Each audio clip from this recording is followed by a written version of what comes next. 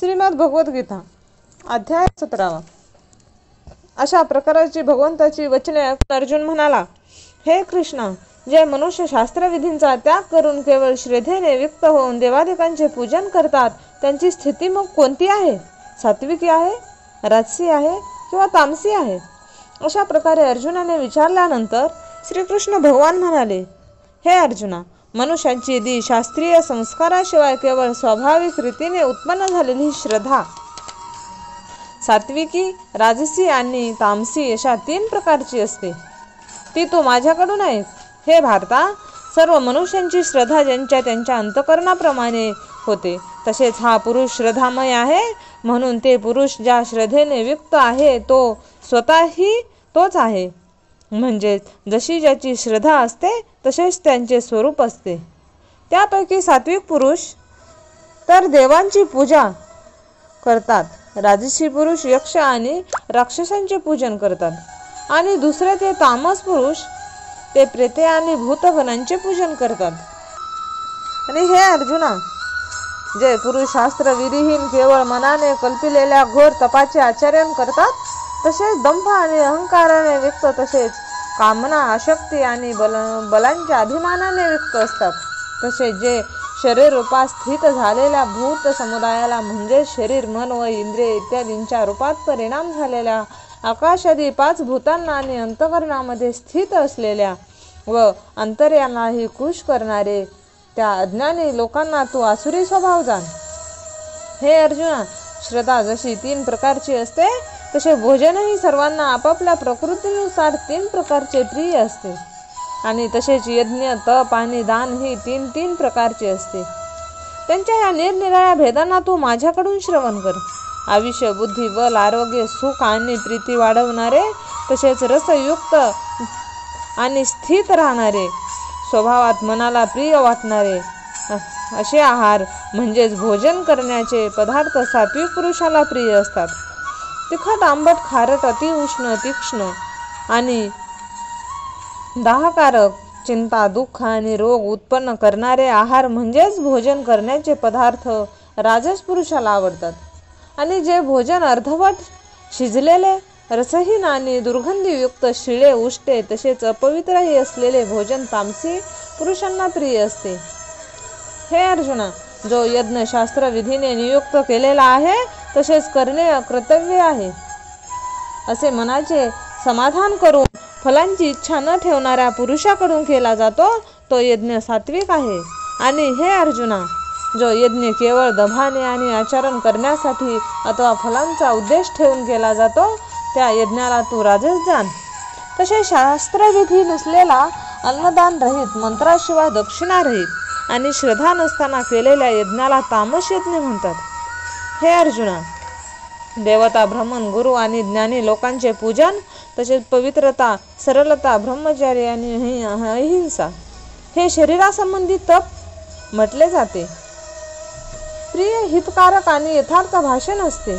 आणि वेदशास्त्रांचे अध्ययन तसेच परमेश्वराचा नाम जपाचा अभ्यास हे निसंशयवाणीने तप म्हटले जाते.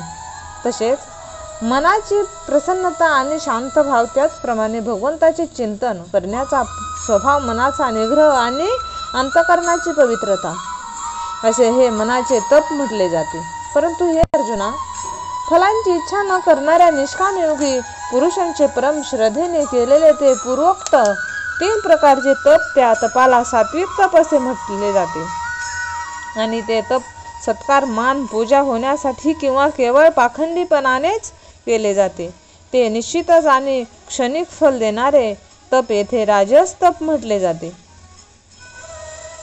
जे तप मूर्खपणाच्या हट्टाने मन, वाणी व शरीर यांना पीडा देऊन किंवा दुसऱ्यांचे अनिष्ट करण्यासाठीच केले जाते, ते तप तामस म्हटले जाते. आणि हे अर्जुना, दान देणेच कर्तव्य आहे या भावनेने जे दान देश, काल आणि पात्र प्राप्त झाल्यावर प्रत्युत्तर न करण्याला दिले जाते, ते दान सात्विक दान म्हटले जाते.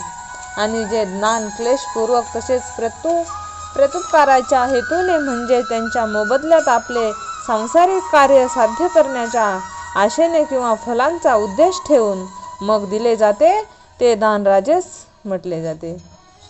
आणि जे दान सत्काराशिवाय अथवा तिरस्कारापूर्वक आरोग्य देशात अयोग्य वेळी मांस इत्यादी अभक्ष वस्तू भक्षण करणारा, तसेच चोरी, जार कर्म, व्यभिचार इत्यादी नीच कर्मे करणारा दिले जाते, ते दान तामस म्हटले जाते. हे अर्जुना, ओम तत्सत असे हे 3 प्रकारचे सच्चिदानंद घन ब्रह्मांचे नाव सांगितले आहे. त्यांच्या दृष्टींच्या आरंभी ब्राह्मण, वेद आणि यज्ञ इत्यादी निर्माण केले आहेत.